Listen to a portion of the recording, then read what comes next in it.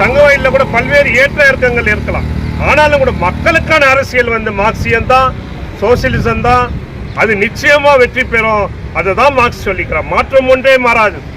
நிச்சயமாக அந்த மாற்றம் ஒன்றே மாறாததுன்ற அந்த கோட்பாடு வந்து அது சயின்ஸ், ஒரு விஞ்ஞானம்.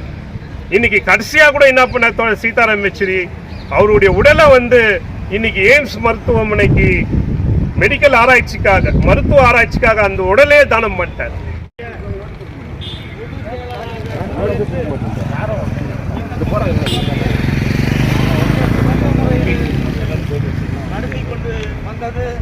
கடந்த 2-3 நாட்களாக இன்னைக்கு பத்திரிகையிலையும் ஃபேஸ்புக்லேயும் இன்னைக்கு நிறைய வந்திருக்கிறத நம்ம பார்த்துருக்கோம்.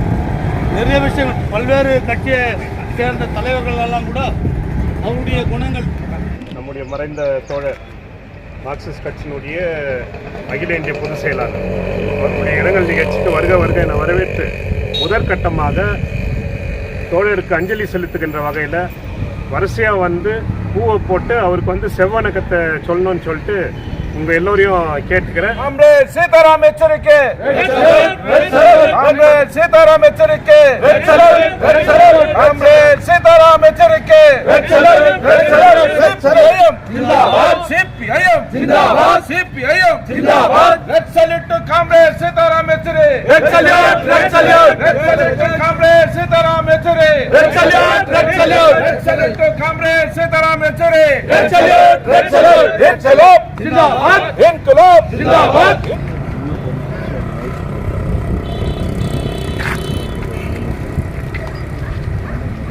சிபிஐஎம்னுடைய பொதுச் செயலாளர் அருமை தோழர் சீதாராம் யெச்சூரி அவர்கள் இன்னைக்கு நம்மளை விட்டு பிரிஞ்சு இருக்கிறாரு.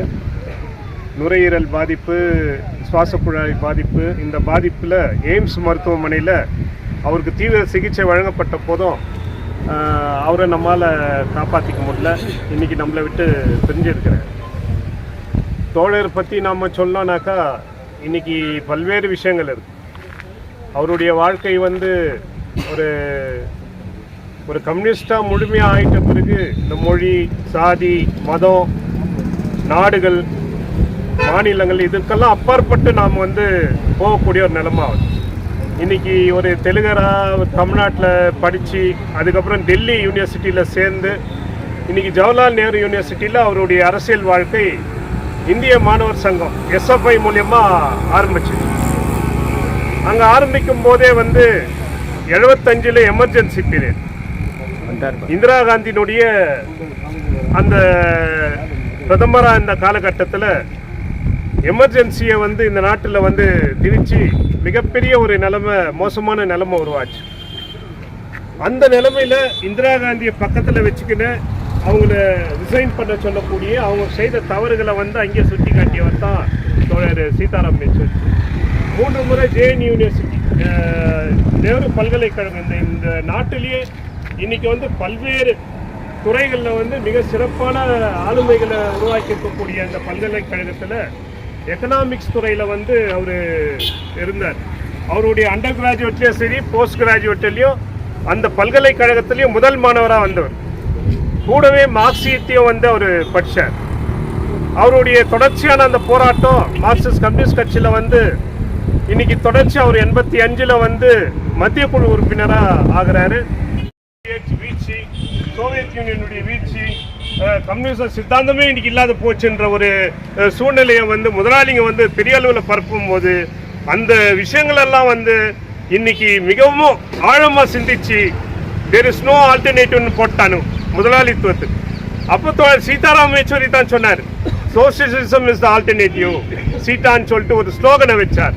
இன்னைக்கு இருக்கக்கூடிய மாணவருங்க, இளைஞர்கள் மத்தியிலெல்லாம் அந்த ஸ்லோகனை அவர் வைக்கும் போது இன்னைக்கும் கூட இந்த நாட்டிலேயே, இந்த உலகத்திலேயே வந்து ஒரு மாற்றம் வரணும், தொழிலாளி வர்க்கத்தினுடைய விடுதலை வரணும், முதலாளிகளுடைய அடக்குமுறை அவங்களெல்லாம் தூக்கி எறியணும், ஒரு புரட்சி ஏற்படுத்தணும்னாக்கா அதுக்கு கம்யூனிச சித்தாந்தம் தான் ஒரே வழி, மார்க்சியம் தான் ஒரே வழி. அதுக்கு கூடவே கூட லெனினுடைய தத்துவங்கள், அவர் கொடுக்கக்கூடிய அந்த ஆர்கனைசேஷனல் பிரின்சிபல்ஸ், அது எல்லாமே மார்க்சிய லெனினிச தத்துவத்தில் தான் இன்னைக்கு CPM பார்ட்டி போது ஏற்ற இறக்கங்கள் இருக்கும். இன்னைக்கு வந்து பல்வேறு தங்க வயலில் கூட பல்வேறு ஏற்ற இறக்கங்கள் இருக்கலாம்.